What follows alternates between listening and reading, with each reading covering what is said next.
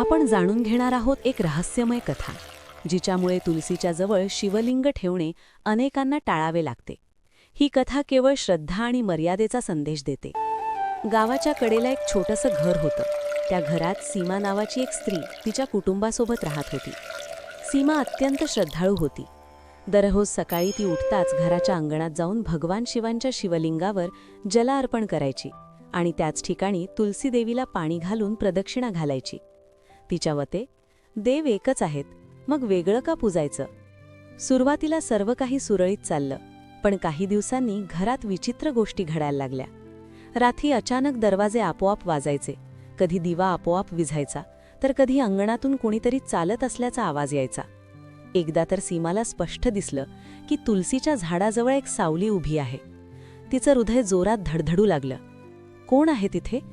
ती घाबरत विचारली, पण उत्तर काहीच नव्हतं. त्या रात्री सीमाला एक भयंकर स्वप्न पडलं. तिने पाहिलं की तिच्या घरातील तुलसी सुकत आहे आणि शिवलिंगावरचं पाणी रक्तासारखं लाल होतंय. त्या सगळ्यातून एक स्त्रीचा आवाज येतो, ही चूक थांबव, नाहीतर सर्व काही नष्ट होईल. सीमा घाबरून जागी झाली. तिचं शरीर घामाने भिजलं होतं. दुसऱ्या दिवशी सकाळी पूजा करत असताना तिच्या मागे एक वृद्ध स्त्री उभी होती. पांढऱ्या साडीत, शांत चेहरा, पण डोळ्यात एक विचित्र तेज. ती हळू आवाजात म्हणाली, बाळा, तू जे करत आहेस ते चूक आहे. सीमा घाबरली. काय चूक आहे मावशी? ती स्त्री म्हणाली, तू तुलसी देवी आणि भगवान शिव यांची पूजा एकत्र करतेस, यामुळे घरात अशांती निर्माण होते. सीमा थोडी रागाने म्हणाली, मी तर भक्ती करते, मग चूक कशी? त्या स्त्रीच्या चेहऱ्यावर एक दुःख उमटलं. ती हळूहळू बोलू लागली, मीही तुझ्यासारखीच होते. माझं नाव होतं गौरी. सीमा थक्क झाली. गौरी पुढे म्हणाली, मी खूप वर्षापूर्वी या गावात राहत होते. मी सुद्धा रोज तुलसी आणि शिवलिंग एकत्र पूजायचे. पण एक दिवस माझ्या घरातही तसंच घडायला लागलं. माझा नवरा अचानक आजारी पडला. मुलं घाबरलेली. घरात सतत अशुभ घटना. मी दुर्लक्ष केलं. मला वाटलं ही फक्त परीक्षा आहे. गौरीच्या डोळ्यात अश्रू आले. पण एक दिवस सगळं संपलं. सीमा घाबरून म्हणाली, काय झालं? गौरी थरथरत्या आवाजात म्हणाली, एका रात्री माझं संपूर्ण कुटुंब माझ्या डोळ्यांसमोर नष्ट झालं आणि मी एकटी राहिले. तेव्हा मला समजलं, ही फक्त चूक नव्हती, ही एक चेतावणी होती. गौरी म्हणाली, तुलसी ही भगवान विष्णू यांची प्रिय आहे आणि शिवलिंग हे भगवान शिव यांचं स्वरूप.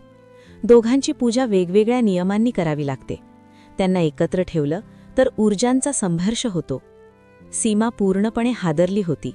सीमा म्हणाली, मग तू मला आधी का नाही सांगितलं? गौरी हळू हसली, कारण मला आता कुणी पाहू शकत नाही. मी या जगात नाहीये. हे ऐकून सीमाचा श्वास थांबला. क्षणातच ती स्त्री हळूहळू अदृश्य होऊ लागली. सीमाने या सर्वाचा शोध घेण्याचा निर्णय घेतला. तिने काही जुनी पुस्तकं पाहिली आणि त्यात तिला कथा सापडली. सीमा जुन्या पुस्तकातल्या कथा वाचत बसली होती. पानं उलटत गेली आणि तिच्यासमोर उभी राहिली त्रेतायुगातील कथा. त्रेतायुगात एक पराक्रमी असुरराज होता, ज्याचं नाव जलंधर होतं. त्याची शक्ती आणि सामर्थ्य इतकी होती की देवताही त्याला हरवू शकत नव्हते. संपूर्ण त्रिलोकात भय पसरलेलं होतं आणि प्रत्येक देवता जलंधरावर विजय मिळवण्यासाठी उपाय शोधत होता. पण जलंधरावर विजय मिळवणे कठीण होतं, कारण त्याला अभेद्य कवच मिळालेले होते आणि त्याची पतिव्रता पत्नी वृंदा अत्यंत धर्मनिष्ठ आणि भक्तिपरायण होती. तिच्या तपोबलामुळे जलंधर कोणत्याही युद्धात हरत नव्हता. वृंदा आपल्या पतीवर प्रेम करीत त्याला देवतेसमोर देखील अपराजय बनवत होती. देवतांनी उपाय शोधला. त्यांनी भगवान शिव आणि भगवान विष्णू यांची मदत मागितली. भगवान विष्णूने मायावी रूप धारण करून वृंदासमोर प्रकट होऊन तिच्या तपोबलावर प्रभाव टाकला. विष्णूच्या रूपामुळे वृंदाचे तपोबल तात्पुरते नष्ट झाले आणि देवतांना जलंधरावर विजय मिळवता आला.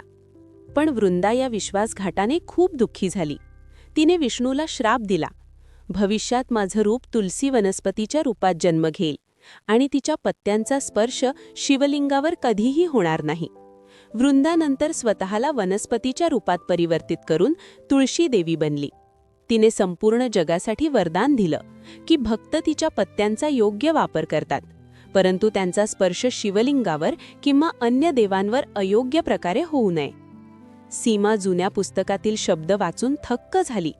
तिला समजलं की गौरीची चेतावणी फक्त तिच्या घरातील घटना नव्हती, तर भूतकाळातील पौराणिक सत्य होती. सीमा लगेच निर्णय घेतला. तिने तुलसी आणि शिवलिंग वेगवेगळ्या ठिकाणी ठेवले आणि योग्य पद्धतीने पूजा सुरू केली.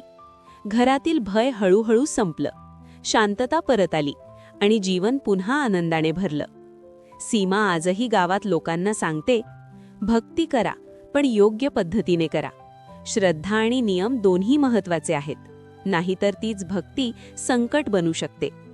ही कथा आपल्याला शिकवते की श्रद्धा आणि नियमांची समज आवश्यक आहे.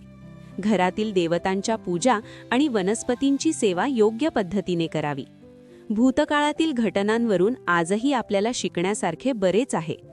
तुमच्या घरातही तुलसी आणि शिवलिंग एकत्र आहेत का? आजच तपासा, नाहीतर उशीर होईल. ही कथा कशी वाटली? ही कथा आवडल्यास व्हिडिओला लाईक करा आणि नवनवीन कथा ऐकण्यासाठी माझ्या चॅनलला सबस्क्राईब नक्की करा.